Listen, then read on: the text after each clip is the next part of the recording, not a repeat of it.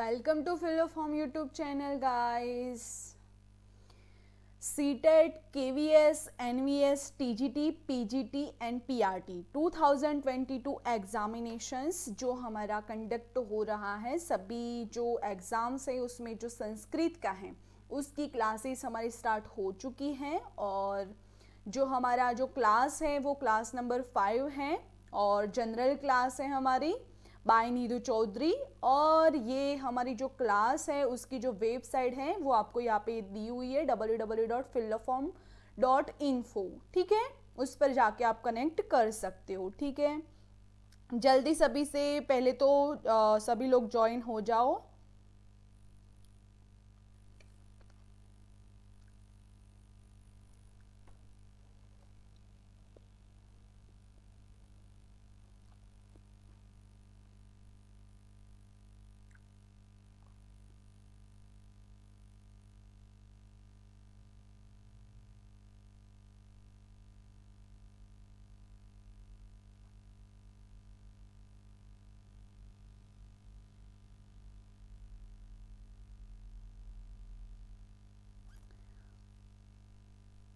हमारी class Saturday को नहीं हुई थी बिकॉज़ वो दही हांडी का फंक्शन था, तो हम लोगों ने नहीं किया था क्लास। तो आज हमारी क्लास रेगुलर स्टार्ट हो चुकी है।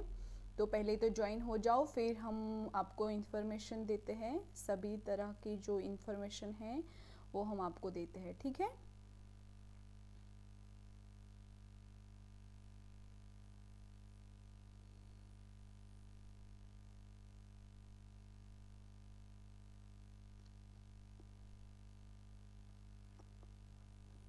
Tanuja ji, good afternoon dear students. Anita Maurya ji, good afternoon ma'am, good afternoon सभी को गुड आफ्टरनून।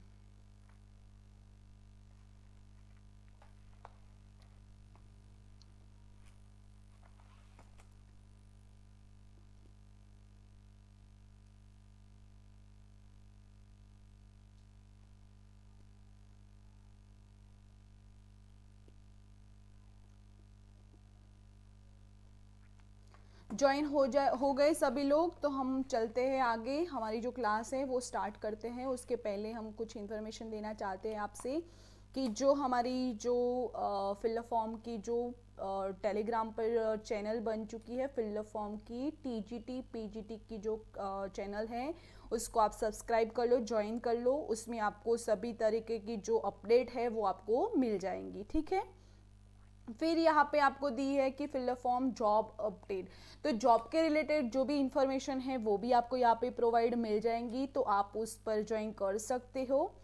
और ये हमारे फिल द फॉर्म की एप्लीकेशन है जिसमें आपको फ्री मॉक टेस्ट, फिर मटेरियल्स, नोट्स, ये सभी आपको इसमें डाउनलोड करने के लिए मिल जाएगा।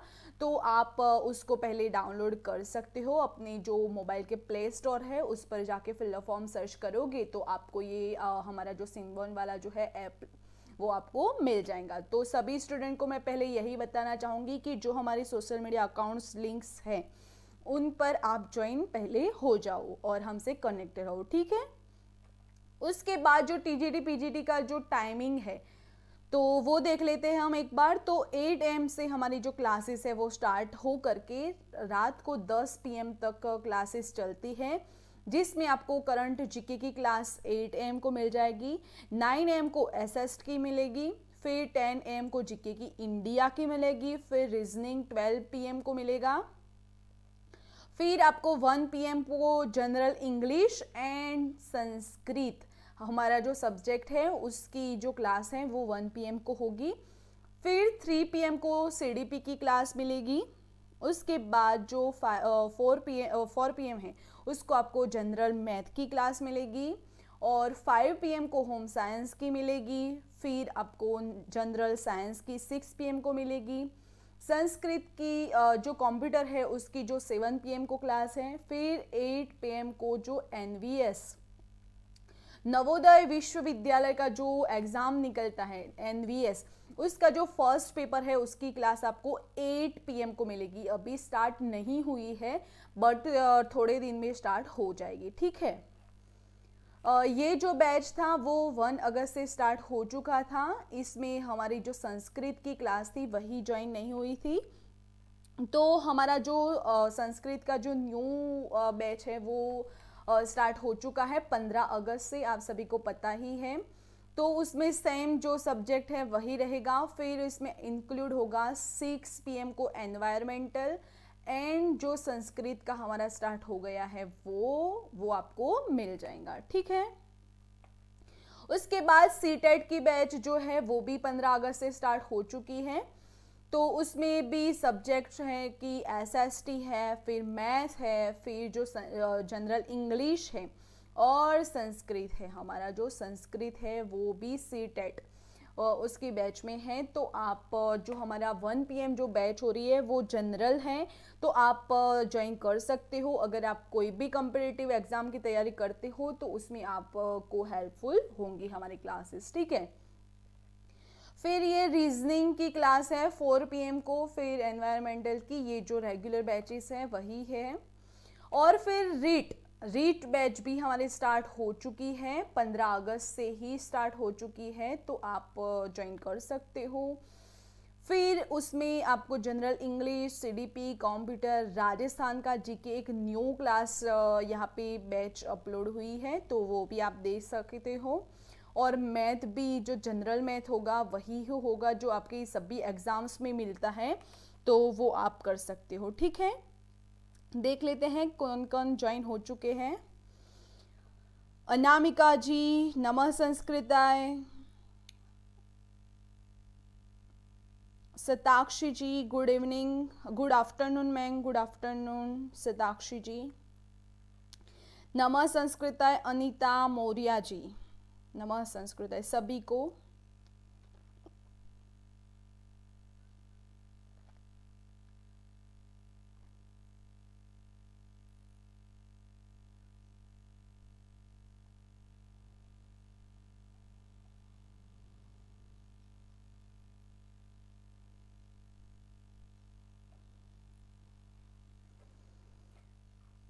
फिर जो हमारा नेट JRF का क्रैश कोर्स है वो आप सभी को पता ही है, हमारा लॉन्च हो गया है क्रैश कोर्स, तो आप ज्वाइन कर सकते हो। अगर आप नेट JRF की प्रिपरेशन कर रहे हो तो आपको ये क्लास बहुत हेल्पफुल होने वाला है, जिसमें आपको रजिस्ट्रेशन ऑनलाइन वो भी फ्री में ही है।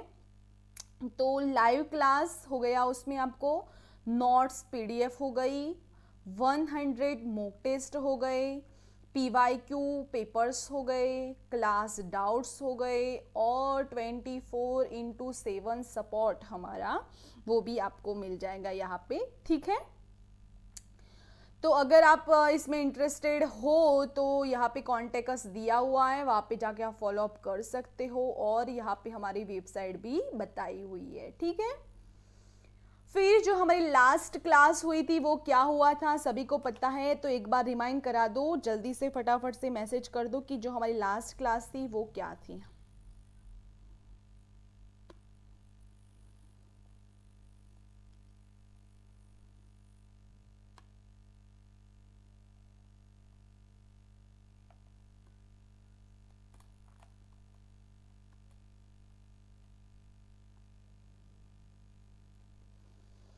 मैम पेटीएम नहीं यूज़ करते हैं तो कैसे जुड़ेंगे? नामिका जी, तो आपको यहाँ पे कॉन्टेक्ट्स दिया हुआ है, वहाँ पे जाके आप कॉल कर सकते हो और पूछ सकते हो, सारी इन्फॉर्मेशन आपको वहाँ पे मिल जाएंगी, क्योंकि ये लाइव क्लास है डियर, तो यहाँ पे काफ़ी डिस्कशन करना ठीक नहीं होगा। तो यहाँ पे आप ऐसा करो कि ये नंबर है उस पर आप कॉल कर लो, ठीक है।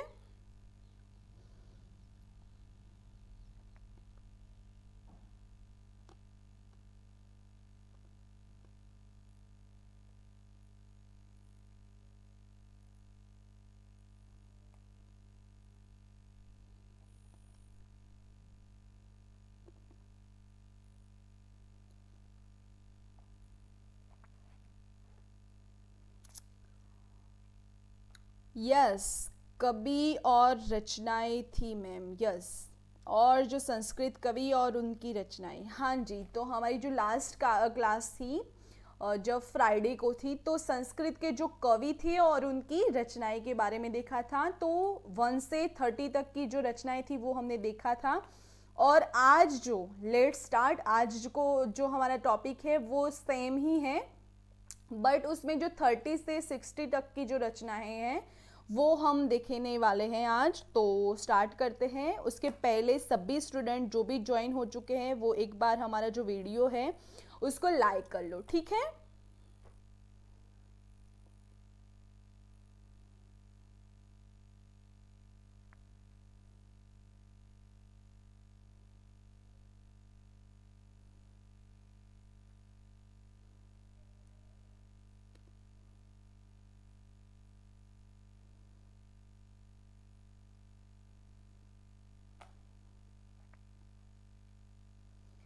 सभी स्टूडेंट्स अटेंडेंस क्लियर कर दो और एक बार लाइव में थंब भेज दो ताकि हमें पता चले कि आपने लाइक कर लिया है, ठीक है।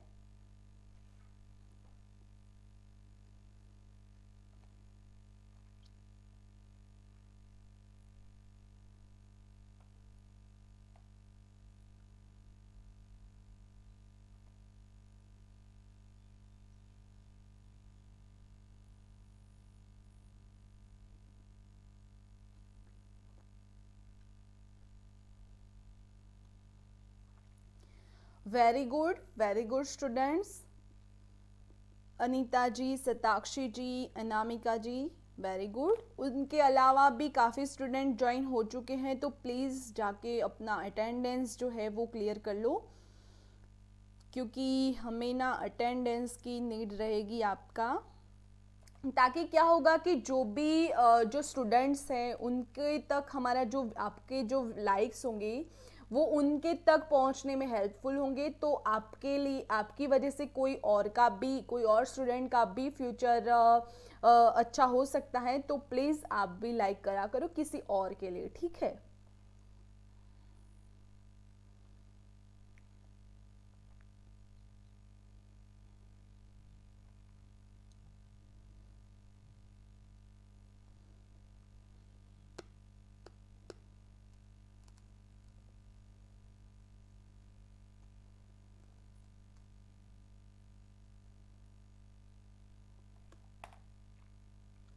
कर लिया सभी ने लाइक?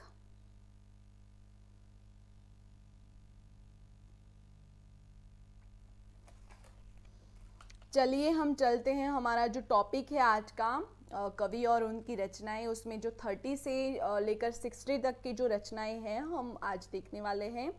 उसमें जो पहली रचना है पुरुषोत्तम देव रचना, जिनकी रचना कौन सी है? भाषावृत्ति। भाषावृत्ति जो है वो वीर प्रताप पुरुषोत्तम देव की रचना है। और किंवदंती यानी जो दंत कथा कहते हैं वो है। और जो पुरुषोत्तम देव है वो उड़ीसा के जो दूसरे सम्राट थे वो थे।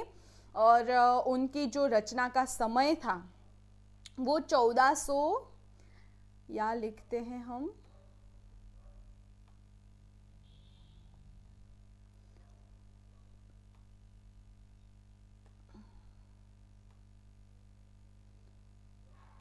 1467 से 1497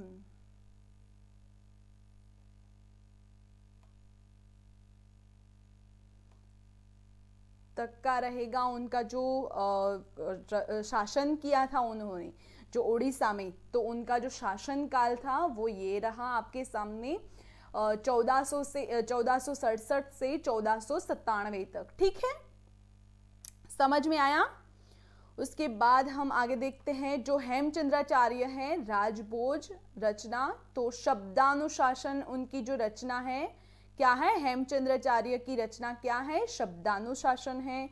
और जो हेमचंद्राचार्य थे वो पहले कौन थे वो देख लेते हैं हम। तो जो हेमचंद्राचार्य है वो महान गुरु थे, समाज सुधारक थे, फिर जो धर्माचार्य थे और गणितज्ञ प्रतिभाशाली मनीषी थे।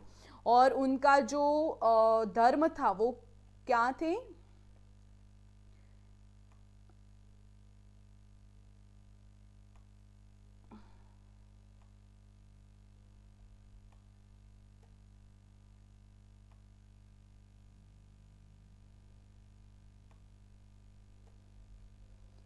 जैन थे। क्या थे? जैन थे। ठीक है। जैन धर्म का जो समाज सुधारक कहलाते थे, उन्होंने शब्दानुशासन की व्याकरण ग्रंथि और शब्दानुशासन की रचना की थी। व्याकरण और शब्दानुशासन की उन्होंने रचना की थी।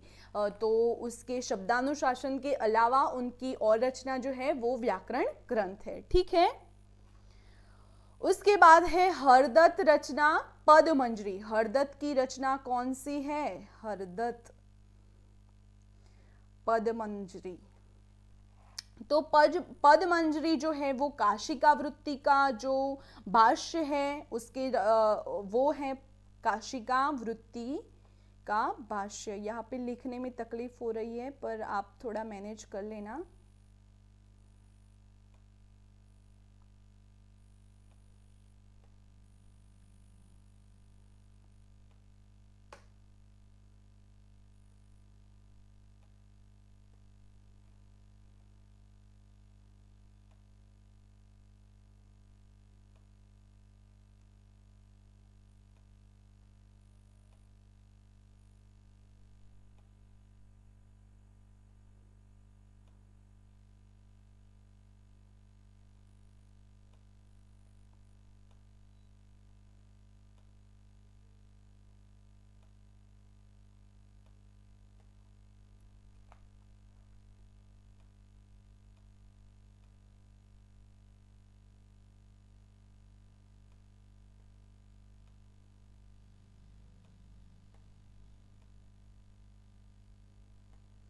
काशिका वृत्ति भाष्य उनकी रचना है। और जो उनके जो रचित जो हरदत्त है उन्होंने आपस्तंभ के धर्मसूत्रों में से, कहाँ से? आपस्तंभ के जो धर्मसूत्र है वहाँ से भी भाष्य लिखा है।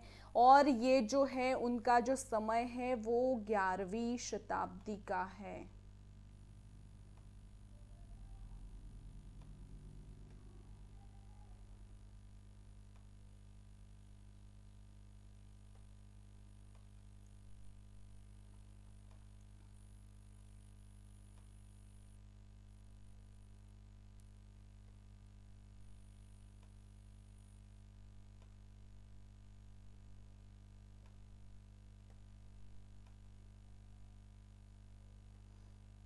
ठीक है। उनका जो समय है वो कौन सा है? 11वीं शताब्दी का है। और जो उन्होंने बनारस वो कहाँ, ये जो है वो कहाँ प्रसिद्ध हुआ था या उनका प्रकाशन कहाँ हुआ था? तो बनारस में हुआ था। ठीक है। आप कमेंट बॉक्स में साथ साथ में लिखोगे तो अच्छा रहेगा, आपकी जो प्रिपरेशन है वो भी रहेगी।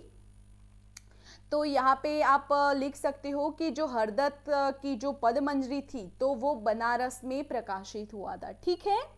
उसके बाद जो है रामचंद्र रचना प्रक्रिया कौमुदी। प्रक्रिया कौमुदी जो है वो आचार्य रामचंद्र शुक्ला जी का जो रचना किया है। और आचार्य जो रामचंद्र शुक्ला जी है वो आलोचक, कहानीकर्ता, निबंधकर्ता, साहित्यकार और कोशकार, अनुवादककार और कथा कवि भी थे। ठीक है। तो वो रामचंद्र का यहाँ पे बताया है कि वो उनकी उपाधियाँ कौन कौन सी थी। तो यहाँ पे आप बता सकते हो कि जो रामचंद्र जी हैं वो आपको मिल जाएगा आलोचक करता थे, फिर कहानी करता थे, फिर जो निबंध करता थे, फिर साहित्यकार थे, कोशकार थे। तो ये जो रामचंद्र की उपाधियां हैं। उसके बाद है वोपदेव की रचना मुग्धबोध। मुग्धबोध तो मुग्धबोध जो है वो संस्कृत व्याकरण ग्रंथ है और रचित उनका वोपदेव है। और उनकी जो रचना है वो 13वीं शताब्दी में हुई थी। कब हुई थी? 13वीं शताब्दी में।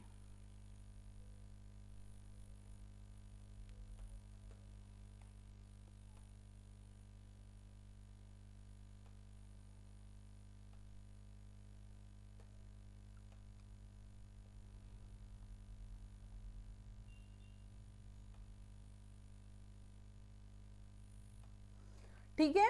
तो वोपदेव ने जो रचना की थी मुग्धबोध की, तो उनकी जो रचना थी वो 13वीं शताब्दी में हुई थी। ये आपको याद रखना होगा। अगर इसका स्क्रीनशॉट आप लेना चाहते हो और उसको राइट डाउन करना चाहते हो तो आप कर सकते हो।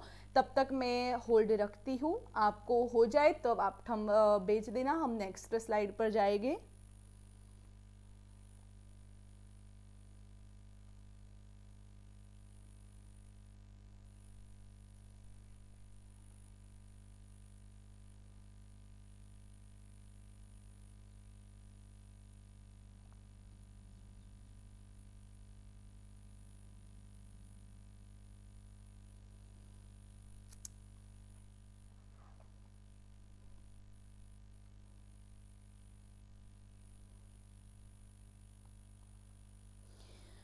अनीता जी का मैसेज आया है कि हो गया है मैम। ओके डियर, और भी स्टूडेंट है तो एक बार सभी लोग थंब कर ले तो हम आगे चलते हैं, ठीक है।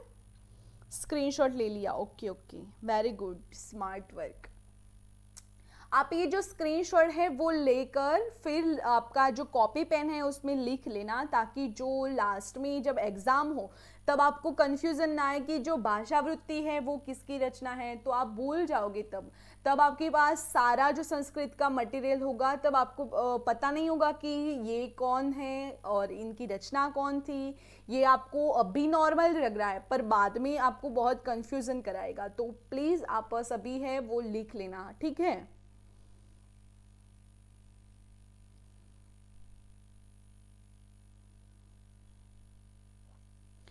ओके मैम, चलो हम चलते हैं नेक्स्ट स्लाइड पर। तो देखते हैं मम्मट जी की जो रचना है काव्य प्रकाश। ये आपको पता ही है काव्य प्रकाश किनकी रचना है, तो मम्मट की रचना है।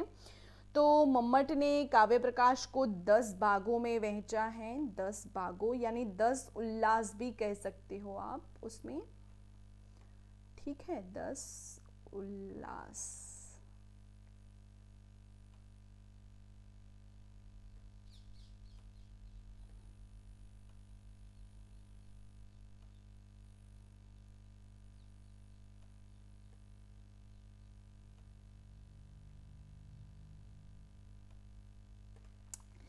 मम्मट की जो रचना है वो 10 उल्लासों में है। काव्य प्रकाश प्रथम उल्लास, द्वितीय उल्लास, उसमें काव्य के प्रयोजन, काव्य का हेतु, काव्य लिखने के पीछे जो उद्देश्य है, तो यहाँ पे संपूर्ण काव्य की ही बातें की हैं। तो उसमें जो काव्य की परख कैसे की जाती है, काव्य में क्या भाव है, काव्य किस विषय पर है, वो सब उदाहरण सहित यहाँ पे काव्य प्रकाश में मम्मट जी ने बताया है, ठीक है।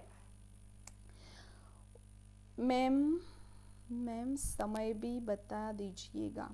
हाँ जी, जो भी है हमारा जो ग्रंथ है वो सब हम आपको, हमारे पास जितना भी है वो सब आपको बता ही दे रहे हैं।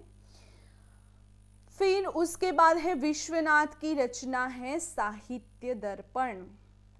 साहित्य दर्पण, तो जो साहित्य दर्पण है उनकी जो रचनाकार है वो कौन है, तो विश्वनाथ की रचना है और उनका जो समय था वो 14वीं शताब्दी का है। कौन सी?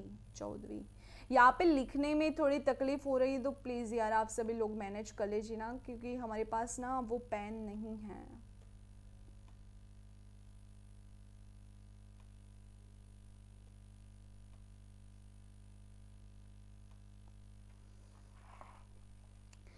ठीक है, ये 14वीं शताब्दी का जो है और उसमें जो 10 परिच्छेद इसमें जो है वो 10 परिच्छेद का वर्णन है साहित्य दर्पण।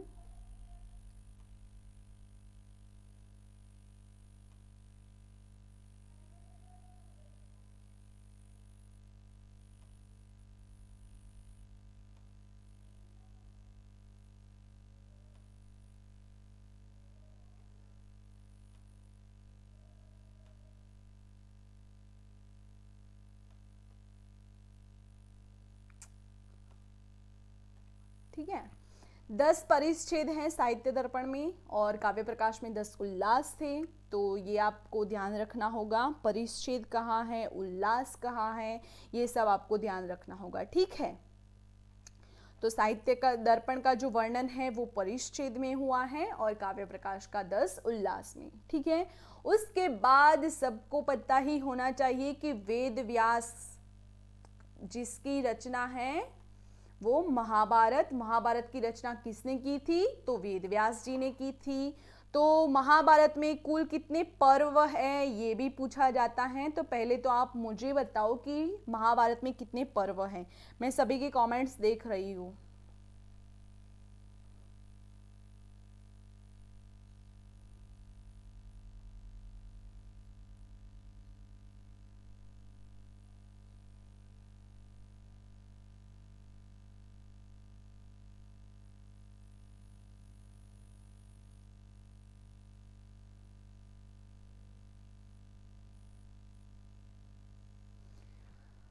मुझे बताओ कि महाभारत में कितने पर्व हैं, बताओ जल्दी से स्टूडेंट्स।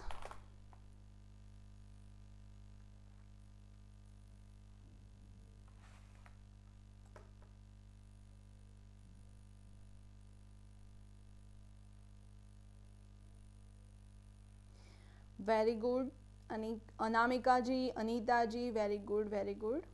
और भी स्टूडेंट ज्वाइन है तो प्लीज बताओ।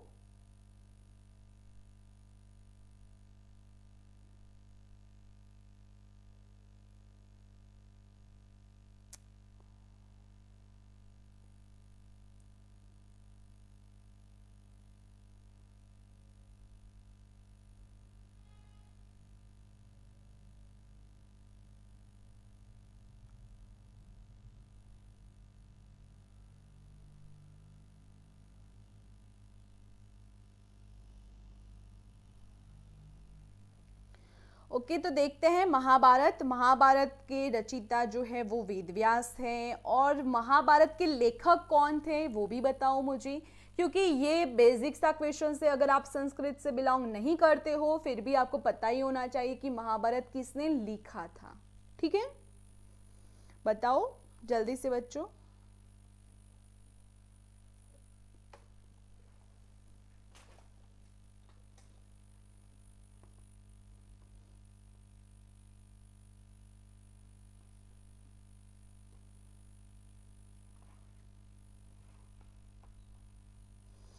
मैम कुछ रचना ने जो हम पहली बार देख रहे हैं। हाँ जी, आपको अगर ये मटेरियल है ना, वो मैंने आपको पहले ही बताया था कि ये बार बार आपको हर जगह पे नहीं मिलने वाला है मटेरियल। तो प्लीज़ सीरियस होकर आप ये सभी को लिख लेना, क्योंकि ये जो है बहुत डीपली इंफॉर्मेशन है तो आपको सभी जगह पे प्रोवाइड नहीं मिलेगी। तो प्लीज़ आप लिख लेना, ठीक है।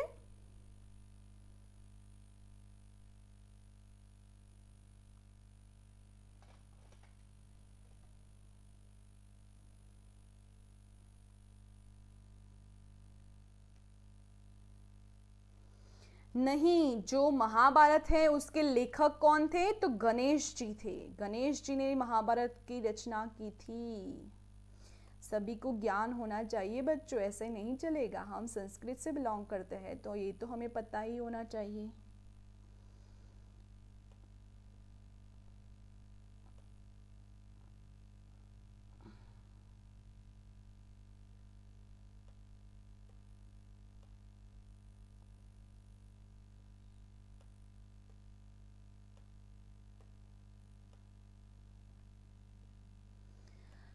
महाभारत की रचना तो वेद व्यास जी ने ही की थी, पर जो महाभारत लिखने का काम था वो गणेश जी का था। ठीक है, समझ में आया आप सभी को? तो देखते हैं हम महाभारत। तो महाभारत में पहले तो आप समझ लो कि रचिता अगर पूछा जाए तो वेद व्यास, लेखक पूछा जाए तो गणेश जी। फिर प्रचारक कौन थे? महाभारत को प्रचार किसने किया?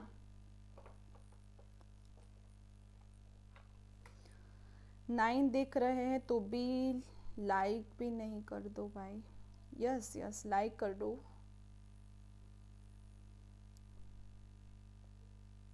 नहीं पता था अनीता जी, तो प्लीज ध्यान रखो, ठीक है। फिर महाभारत में कितने श्लोक हैं और प्रचारक कौन हैं, तो समझ लो कि प्रचारक जो है वो वैशंपायन है, सूत है, जैमिनी है और पैल है। ये 4 प्रचारक है महाभारत के। ठीक है, कौन कौन है लिख लो एक बार कमेंट में।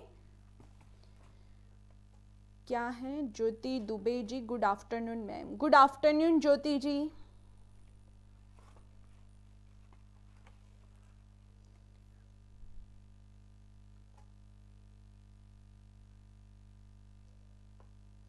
लिख लो जल्दी से कमेंट बॉक्स में, लिख लो कि कौन कौन प्रचारक है।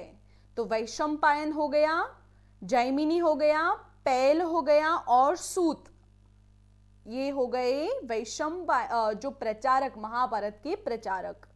ठीक है, और उसमें महाभारत में श्लोक संख्या कितनी है, तो 1 लाख।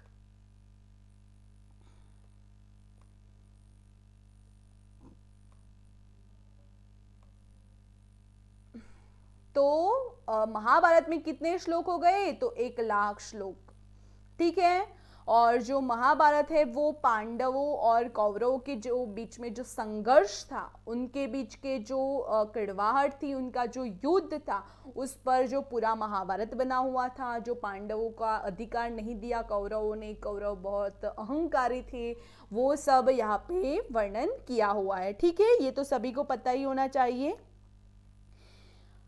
1 लाख श्लोक है मैम, यस, हाँ 1 लाख श्लोक है, हमने आपको बताया। तो आप सब ध्यान रखो कि क्या है। ठीक है, उसके बाद आगे है नागार्जुन रचना। नागार्जुन की रचना कौन सी है, सत्यसारिका सूत्र। किनकी रचना है, नागार्जुन की रचना है। नागार्जुन पहले तो आप हम उसके बारे में देखते हैं। तो नागार्जुन बौद्ध धर्म के आचार्य थे। कौन से धर्म से बिलोंग करते थे, बौद्ध धर्म से।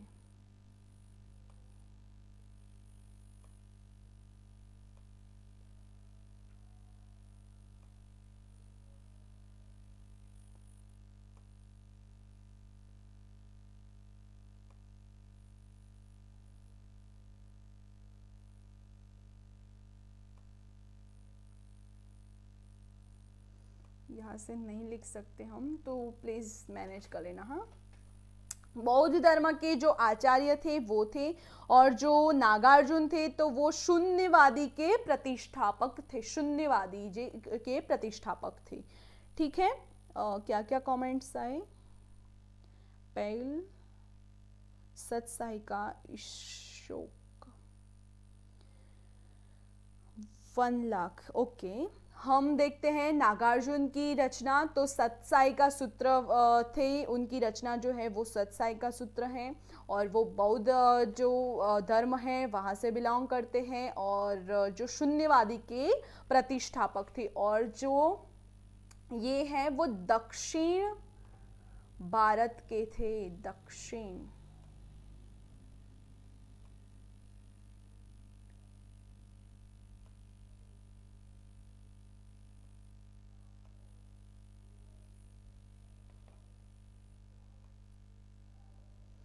दक्षिण भारत के थे ये। ठीक है, उनके बाद हैं जो महाविभाषा शास्त्र, उनके रचित कौन थे, तो वसुमित्र जी थे, उनके रचित, वसुमित्र की रचना है महाविभाषा शास्त्र।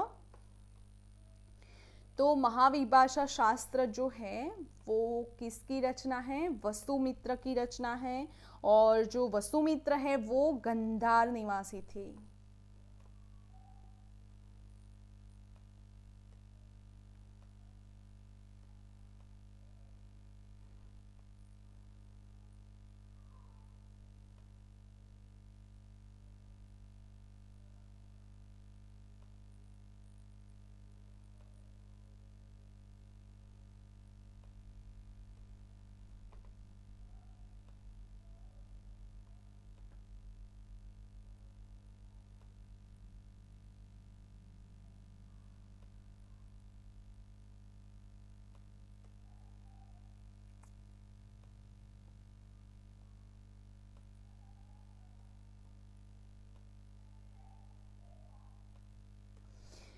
जो वसुमित्र हैं वो गंधार के निवासी थे। और उसके बाद देखते हैं हम, आपको अगर इसका स्क्रीनशॉट लेना है तो ले लो सभी स्टूडेंट्स। मैम पीजीटी का एग्ज़ाम कब तक होगा? अभी एग्ज़ाम के फॉर्म नहीं निकले हैं, तो अभी आप प्रिपरेशन ही करो अच्छे से। नहीं देखा है मैम, नहीं दिख रहा है मैम। तो क्यों नहीं दिख रहा है आपको? साइड्स विजिबल नहीं है क्या? सभी स्टूडेंट्स बताओ कि नहीं, आपको साइड्स विजिबल नहीं है।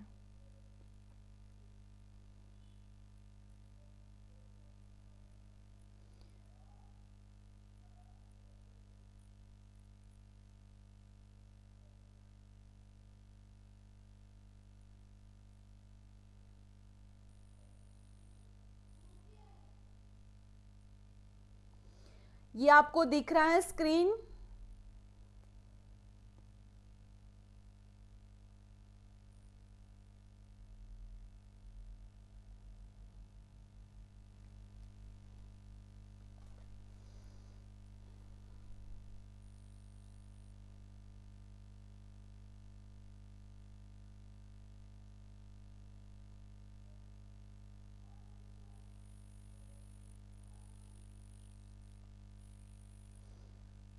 ओके, हम चलते हैं नेक्स्ट स्लाइड पर। आर्यभट्ट रचना सूर्य सिद्धांत। जो आर्यभट्ट है उनकी रचना है वो क्या है? सूर्य सिद्धांत है, तो आपको ध्यान में रखना होगा। और सूर्य सिद्धांत जो है वो खगोलीय जो विज्ञान है उस पर आधारित है। खगोलीय विज्ञान के संबंधित हिंदू धर्म का ग्रंथ है। और वैदिक जो काल है उसमें ज्योतिष वेदांग जो थे, उसमें जो नक्षत्र थे, गतियाँ थी, जो ग्रहों की गतियाँ थी, उनके आधार पर जो ग्रंथ बने हुए हैं, हमारे जो खगोलीय शास्त्र के जो ग्रंथ हैं, ज्योतिष शास्त्र के जो ग्रंथ है उस पर ये आधारित सूर्य सिद्धांत है। तो उनकी रचना किसने की थी? आर्यभट्ट की रचना है। ठीक है, उसके बाद है वराहमिहिर की रचना। कौन सी है? तो बृहत्सीता है। और जो बृहत्सीता है वो भी प्राचीन भारतीय ज्योतिष शास्त्र खगोल शास्त्र के जो ग्रंथ है वही ही है। बृहत्सीता ज्योतिष शास्त्र के ग्रंथ है।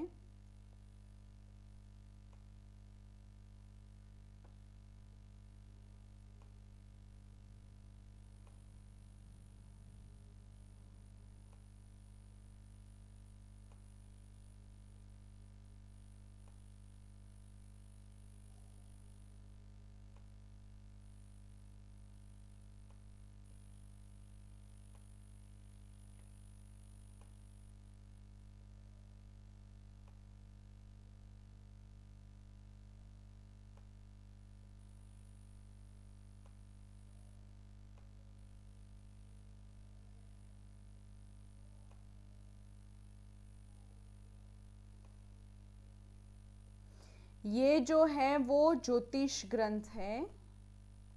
समझ लेना कि ये जो हमारा खगोलीय ज्ञान है, विज्ञान, उसमें जो ज्योतिष वेदांग पर आधारित ये दो ग्रंथ हैं, उनके जो रचिता थे वो आर्यभट्ट जो सूर्य सिद्धांत के रचिता है, और वराहमिहिर वो बृहत्सीता के रचिता है। ठीक है, उसके बाद जो सौर नक्षत्र जो हमने आपको पहले ही बताया वही है। और ये जो वराहमिहिर है वो उज्जैन के निवासी थे। उज्जैन, ये कहाँ के निवासी थे?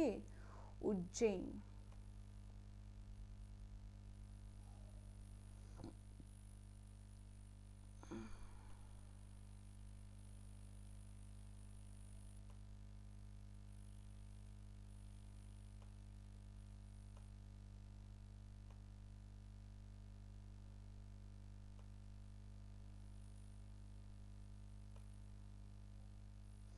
उज्जैन के निवासी थे वराहमिहिर। ठीक है, ज्योति जी, हाँ जी, मैं बहुत स्लो पढ़ा रही हूँ क्योंकि जो हमारे स्टूडेंट्स हैं वो हमारा स्टार्टिंग से जो हमारा जो बोलते हैं मेन टॉपिक जो है वो हम कवर कर लें तभी हम आगे पढ़ेंगे ना।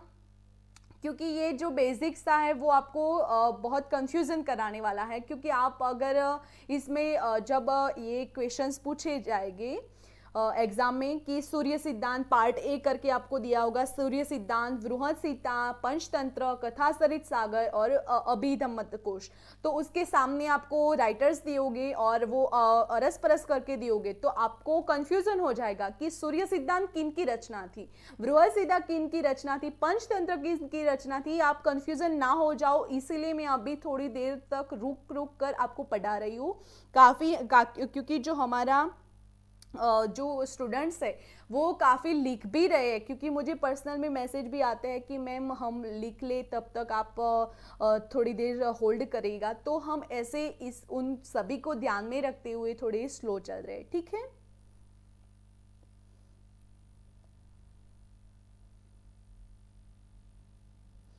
ज्योतिष ग्रंथ अनामिका जी, हाँ जी ज्योतिष ग्रंथ हैं।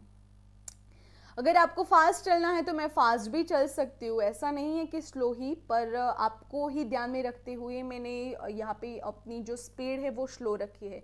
अगर आपको फास्ट पढ़ना है तो एक बार बता दो तो हम आगे फास्ट चलते हैं, ठीक है, हमें कोई प्रॉब्लम नहीं है।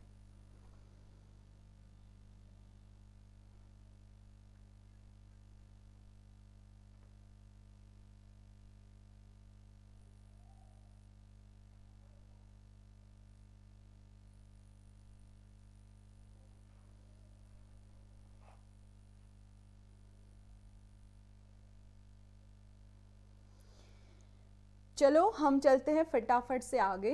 तो बृहद सीता जो है वो मैन्युस्क्रिप्ट बोलते हैं हम, स्क्रिप्ट के तरीके से भी मिलती हैं, तो वो भी आपको ध्यान में रखना होगा कि वो भारतीय स्क्रिप्ट में भी मिलता है। फिर उसके बाद है विष्णु शर्मा का जो है वो पंचतंत्र।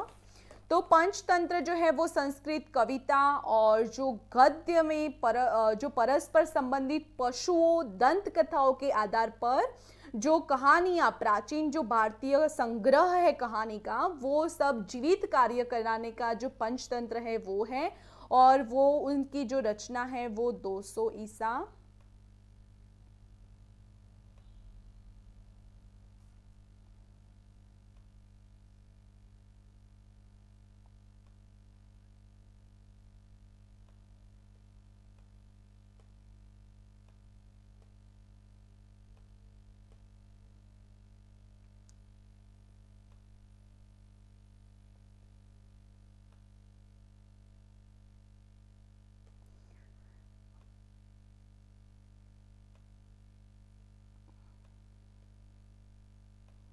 ये 200 ईसा पूर्व का है, और ये दंत कथाओं में बहुत प्राचीन आपको सभी को पता है कि आपने पंचतंत्र की जो स्टोरी बुक है वो आपको पता ही है, आपने खरीदी भी होगी, आप जब छोटे बच्चे होंगे तब आपको अपनी कहानियां सुनी भी होगी, जो पशुओं के आधार पर होती है, दंत कथाओं के जो माध्यम से जो कहानियां अभी यूट्यूब पर भी होती है, तो आपको पता ही है वो उनके जो रचिता है वो कौन है, विष्णु शर्मा है, ठीक है। उसके बाद है सोमदेव की रचना, क्या, कथा सरित सागर, जो 11वीं शताब्दी का है, इसका जो समय है वो 11वीं शताब्दी का है।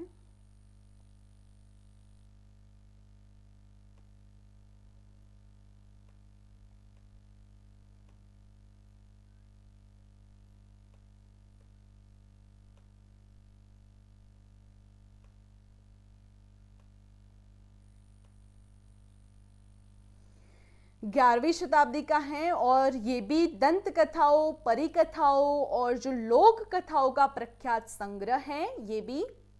और उसमें जो शैव सोमदेव है, जो शैव सोमदेव की रचना के आधार पर कवि जो थे, जो सोमदेव, उनके शैव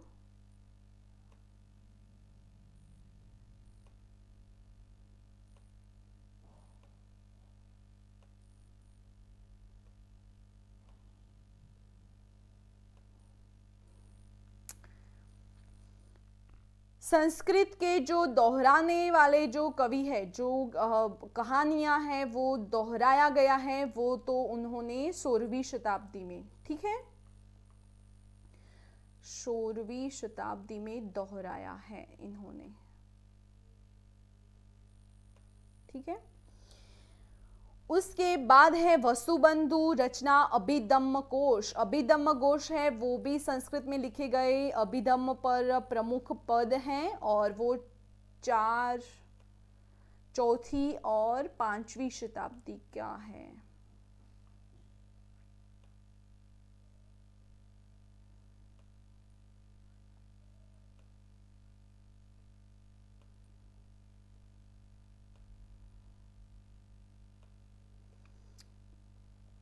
उसमें जो अभिधम है वो 8 अध्याय में मिलते हैं और उसमें कुल कितने छंद है वो 600। ठीक है, और 8 अध्याय हो गए। ठीक है, समझ में आया? समझ लेना कि 8 अध्याय है उसमें और 600 छंद हैं।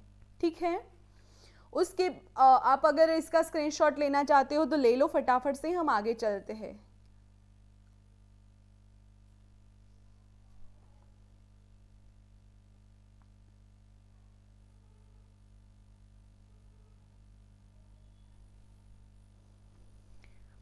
स्क्रीनशॉट ले लो सभी स्टूडेंट्स, उसके बाद हमें आगे चलते हैं।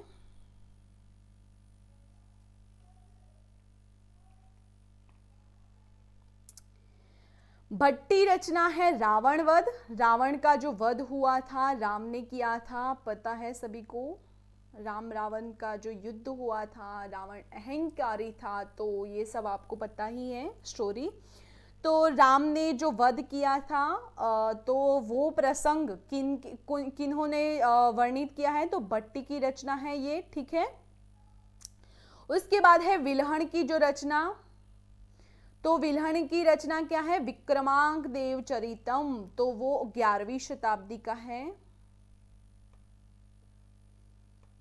11वीं शताब्दी।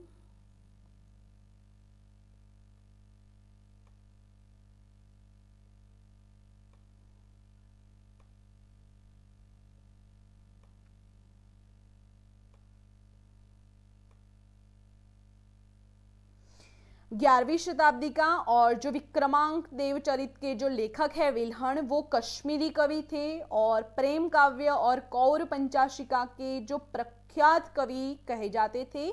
और जो कवि है वो गंधार, विल्हण और गांधार, जो दोनों कवि थे, विल्हण और गांधार दोनों कवि थे। तो विल्हण ने गांधार कवि को हराया था कोई कंपटीशन में, तो तब उनके सम्मान के लिए ये महाकाव्य विक्रमांक देवचरित की रचना हुई थी। ठीक है, ये आपको याद रखना होगा।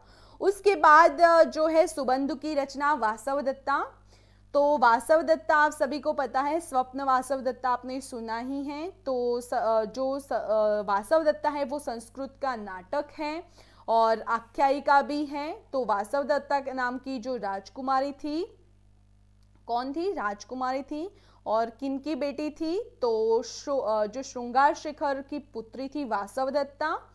विंध्य प्रदेश पहुंचा था, जो उसके पता है आपको स्टोरी, आप सभी ने पढ़ा ही है कि जो राजकुमारी थी वासवदत्ता, उनका जो स्वप्न किन को आया था? तो राजा चिंतामणि के पुत्र युवराज कंदर्प केतु को स्वप्न में एक सुंदर कन्या दिखाई और वो कन्या को ढूंढते ढूंढते वो पहुंचा, विंध्य प्रदेश पहुंचा और वहां पे श्रृंगार शिखर की पुत्री वासवदत्ता से मिला। तो ठीक है, ये स्वप्न वासवदत्ता का जो है वो सुबंधु की रचना है। उसके बाद जयानक की रचना है पृथ्वीराज विजय। पृथ्वीराज विजय जो भारतीय चाहमान राजा की जो जीवनी की महाकाव्य कविता है और वो 12 शताब्दी का उसका समय है।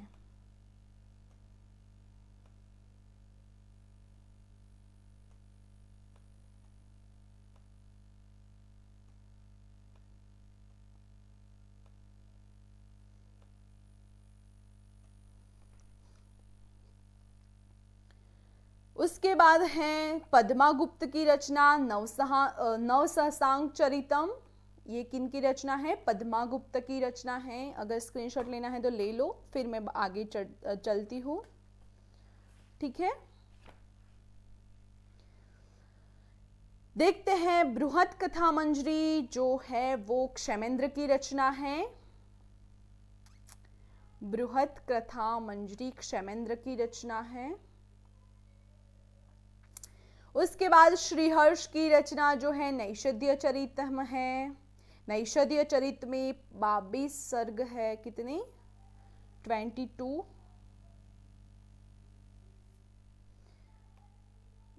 22 वर्ग है। इसमें सर्ग में वर्णन हुआ है नैषधीय चरित का। और जो नैषधीय चरित है वो महाकाव्य भी है। आप सभी को मैंने कल भी बताया था, यानी हमारी जो लास्ट क्लास हुई थी तब भी बताया था आपको। तो नैषधीय चरित तो राजा नल और दमयंती की जो कथा है वो आपको पता ही है। उनके जीवन पर संस्कृत काव्य का जो वर्णन है ये नैषधीय चरित में। उसके बाद है हेमचंद्र की रचना। हेमचंद्र की रचना क्या है? कुमारपाल चरित। उसमें कितने सर्ग हैं? 20 सर्ग है।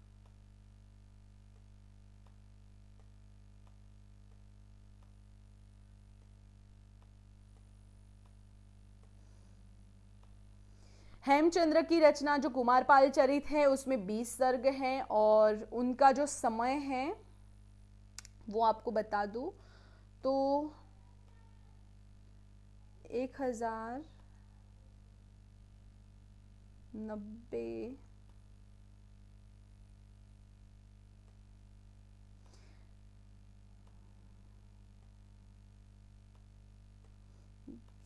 1173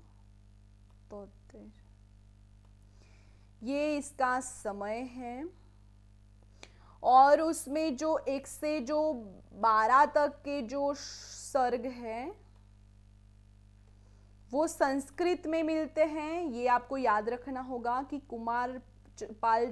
कुमारपाल चरित में 1 से 12 संस्कृत में है।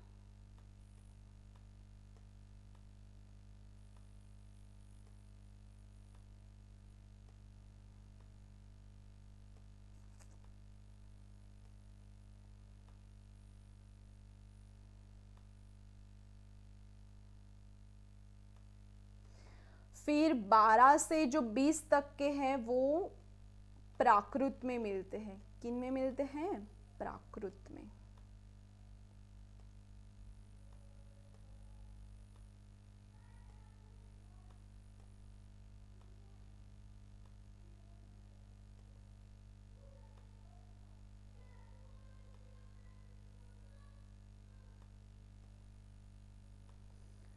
ठीक है, तो कुमारपाल चरित में 20 सर्ग हैं और उसका समय बताया है। और 1 से 12 का जो है सर्ग वो संस्कृत में है और 12 से 20 का प्राकृत में मिलते हैं।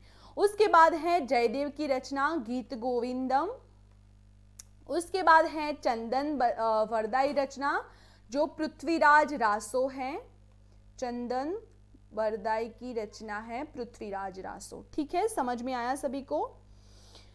उसके बाद जो है सोमेश्वर की रचना राजमाला है। सोमेश्वर की रचना राजमाला है। फिर है वाकपति की रचना गौंडवाहो है। ये आपने कभी नहीं देखे होंगे, ऐसे ऐसे हम लाए हैं, तो प्लीज अच्छे से ध्यान रखकर पढ़ना। फिर है हेमचंद्र रचना है द्वयाश्रय काव्य किनकी रचना है? हेमचंद्र की रचना है। उसके बाद है संध्यायाकर नंदी रचना किसकी है? रामचरितम। जो संध्यायाकर नंदी जो है उन्होंने किसकी रचना की थी? रामचरित की। फिर जल्दी से स्क्रीनशॉट ले लो, हम आगे चलते हैं, हमारा जो लास्ट है वो देखते हैं। ठीक है,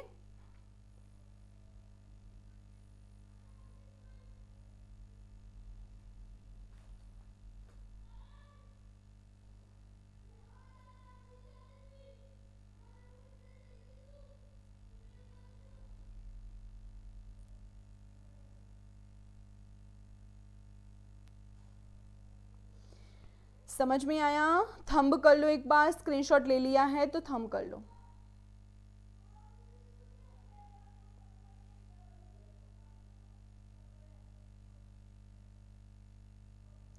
ओके सताक्षी जी, चलिए हम चलते आगे। नागेश भट्ट की रचना, ये लास्ट है हमारा। नागेश भट्ट की रचनाएं देखते हैं हम, तो देखते हैं कौन सी हैं नागेश भट्ट की रचनाएं।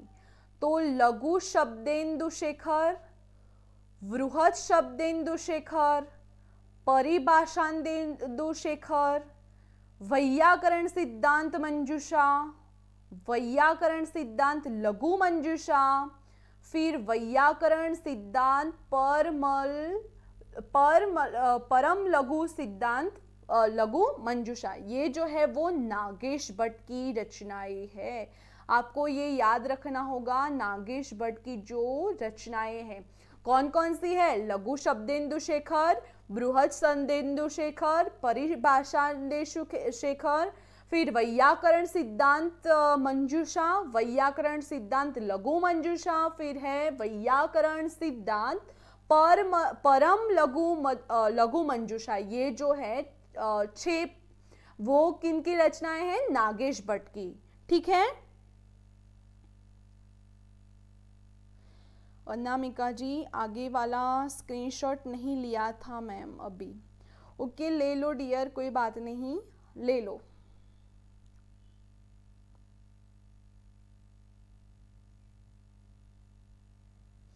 ले लिया स्क्रीनशॉट? एक बार ले लो फटाफट से स्टूडेंट्स, आपके ही लिए क्लास है तो आपका सारा डाउट्स हम क्लियर करा के ही आगे चलेंगे। अगर हमारा जो टाइम है वो निकल जाएगा फिर भी हम क्लासेस करवाएंगे। ठीक है।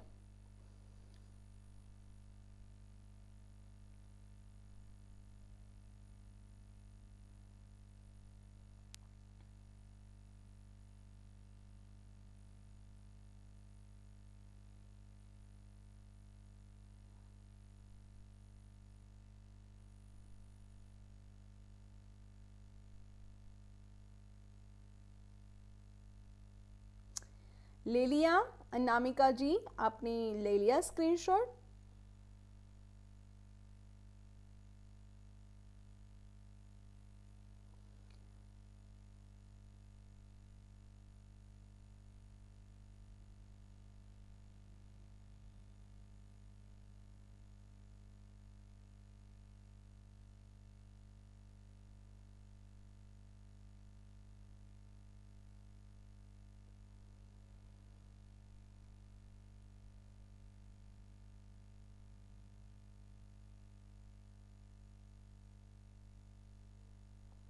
एक बार थंब कर लो ताकि हम आगे चले।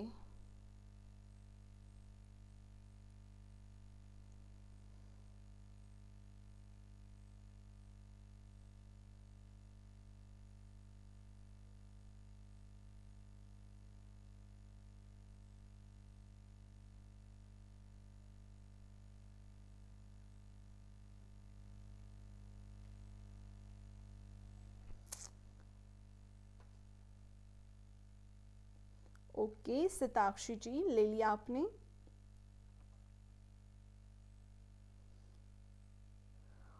इससे भी पहले वाला? ओके लो, ये ले लो।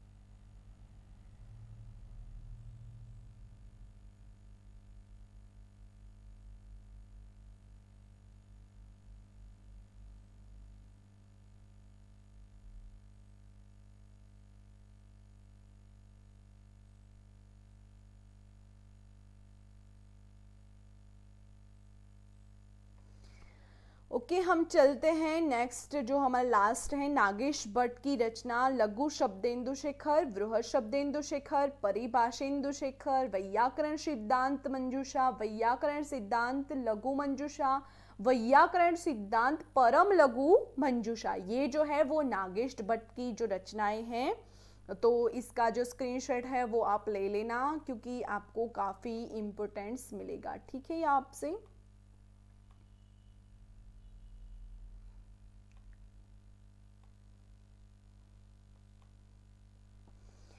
उसके बाद हमारी जो नेक्स्ट क्लास है वो क्या होगी, संस्कृत में गिनती।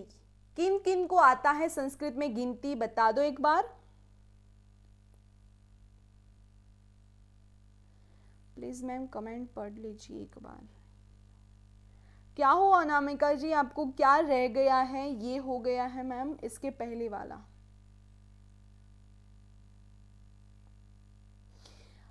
कौन सा स्क्रीनशॉट आपका रह गया है, आप नंबर बता दो, मैं वो स्लाइड आपको शो कराती हूँ।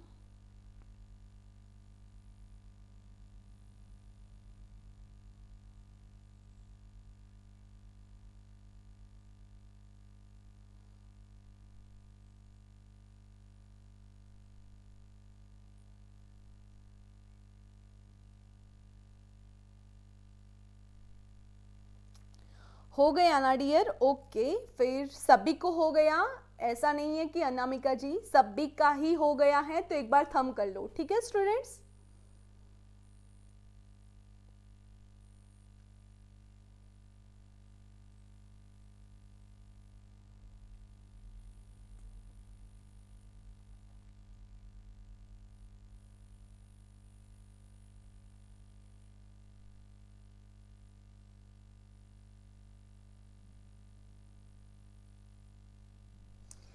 नेक्स्ट क्लास क्या रहेगी हमारी, संस्कृत में गिनती। पहले तो मुझे ये बताओ कि संस्कृत में गिनती किन किन को आती है, 1 से 10 तक, 10 से 20 तक, ऐसे गिनती किन किन को आती है, ये बताओ मुझे पहले।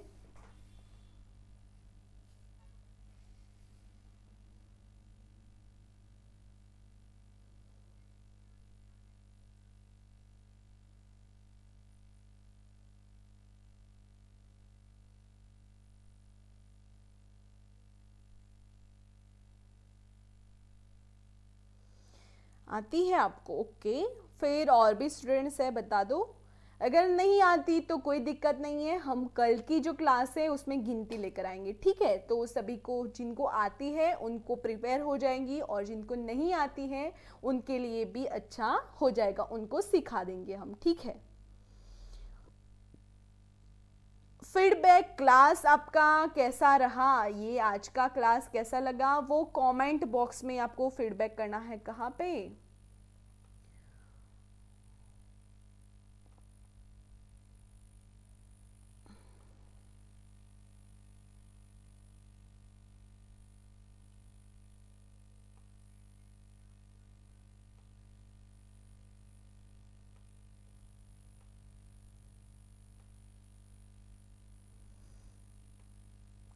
ताकि कमेंट बॉक्स में क्या होगा कि आपका जो फीडबैक है वो सर भी देखेंगे, हमारा जो फीडबैक है वो सर भी देखेंगे कि संस्कृत के क्लास में स्टूडेंट्स को ये अच्छा लगा, संस्कृत के क्लास में जो स्टूडेंट को दिक्कतें हुई तो क्या हुई, और क्या परेशानी है, क्या प्रॉब्लम है, वो भी हम उसमें सॉल्यूशन करेंगे, और ये सब आपके ही लिए है, तो आपको साथ में रख के ही हम आगे चलने वाले हैं, ठीक है। तो आपका फीडबैक हमारे लिए बहुत ज़रूरी है। आपको क्लास अच्छा लगा है तो आप अच्छा बोल सकते हो, और अगर कुछ प्रॉब्लम हुआ है क्लास में तो आप बता सकते हो, ठीक है।